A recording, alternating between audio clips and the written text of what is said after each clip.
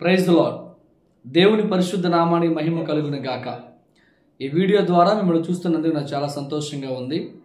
Hi friends, ఎలా ఉన్నారు? బాగున్నారా? నేను చాలా బాగున్నాను. మీరు కూడా చాలా బాగుండాలని ఆశిస్తున్నాను. చాలా రోజులు అయిపోతుంది, చాలా విషయాలు మీతో పంచుకోవాలని ఆసక్తి కలిగి ఆశపడుతూ ఉన్నాను. అయితే కొన్ని పరిచర్యల కారణంగా వీడియోస్ అనేది కొంచెం లేట్ అవుతుంది, దయచేసి గమనించగలరు. ప్రియ దేవుని బిడ్డలారా, ఈ యొక్క వీడియోలో ఒక విషయాన్ని మనం చూడబోతున్నాం. అదేంటో తెలుసా? ప్రతి ఒక్కరి జీవితంలో ఒక కళ ఉంటుంది. ఆ కళ ఏంటో తెలుసా? బ్రతికినంత కాలము ప్రశాంతంగా బ్రతికి చచ్చిపోవాలని. కానీ ఆ జీవితంలో ఉన్న ఆశ చనిపోయే స్టేజ్కి అది ఉండట్లా. అనుకున్నది ఒకటి, అయ్యింది ఒకటి అన్నట్టు. ఫర్ ఎగ్జాంపుల్, ఉదాహరణకి అనేక మంది అనుకునేది ఏంటంటే, ఒక పూటకి కావాల్సినటువంటి ఆహారమే కానీ, కట్టుకోవడానికి బట్టలే కానీ, తాగడానికి వాటరే కానీ, ఏదైనా సరే ఉంటే చాలనుకుంటారు కదా. అయితే తన జీవితము అక్కడి నుంచి స్టార్ట్ అయ్యి అనుకోని రీతిగా అనేకమైనటువంటి ఇబ్బందులకు గురవుతూ ఉన్నాడు మానవుడు. అయితే బైబిల్ గ్రంథంలో ఏం సెలవిస్తుంది? ద్వితీయోపదేశకాండం 28వ అధ్యాయము 12వ వచనంలో మనం చూసుకున్నట్లయితే,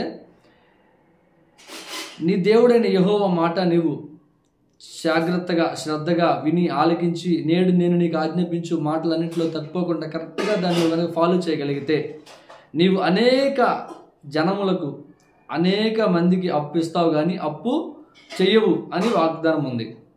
మన జీవితంలో చాలాసార్లు చాలా రకాలుగా ఆలోచిస్తూ ఉంటాం.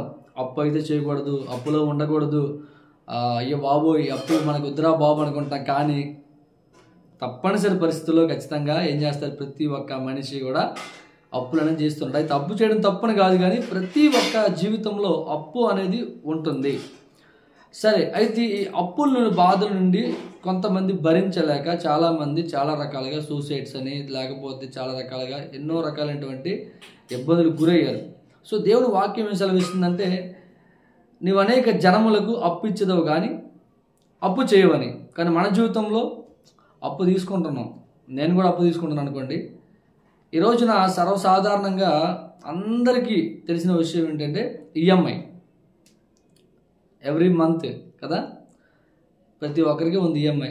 ఉదయం లెగిస్తే ఎలా కట్టాలి, ఎక్కడికి వెళ్ళాలి, ఏం చేయాలి అని చెప్పి చాలా వరకు ఆలోచన కలిగి ఉంటారు, ఏదో ఒకటి కదా. సో కాబట్టి మరి వీటన్నిటి నుంచి మనం బయటపడి ఇతరులకు ఇచ్చేలా ఉండాలంటే ఏం చేయాలి? ఏం చేయాలంటే ఒకటే, దేవుడు మనకి ఇచ్చినటువంటి సమయాన్ని సద్వినియోగం చేసుకోవాలి, టైం. 2, దేవుడు మనకి ఇచ్చిన బలాన్ని కరెక్ట్గా ఉపయోగించుకోవాలి. ఓకే. 3వది, మనకున్నటువంటి ఆయుష్. దీన్ని మనం కరెక్ట్గా ఉపయోగించుకుంటే గనక అప్పులు చేసుకునే స్థితిలోకి మనం వెళ్ళాం. మళ్ళీ చెప్తున్నాను, అప్పు చెయ్యవు, అప్పు ఇస్తావు. ఎప్పుడు అంటే నీకున్న సమయం నువ్వు కరెక్ట్గా వాడుకున్నప్పుడు. 2, నీకున్న బలము కరెక్ట్గా వాడుకున్నప్పుడు. నీకున్న ఆయుష్లో నువ్వు కరెక్ట్గా సరైన పనులు చేసినప్పుడు నువ్వు అనేక మందికి అప్పిస్తావు కానీ అప్పు చెయ్యవు. ఆమేన్. కాబట్టి ప్రియ దేవుని బిడ్డలారా, దేవుని వాగ్దానం అయితే నమ్మదగినది. ఆయన ఒక మాట చెప్పాడంటే ఆ మాట ఖచ్చితంగా నెరవేరుస్తాడు.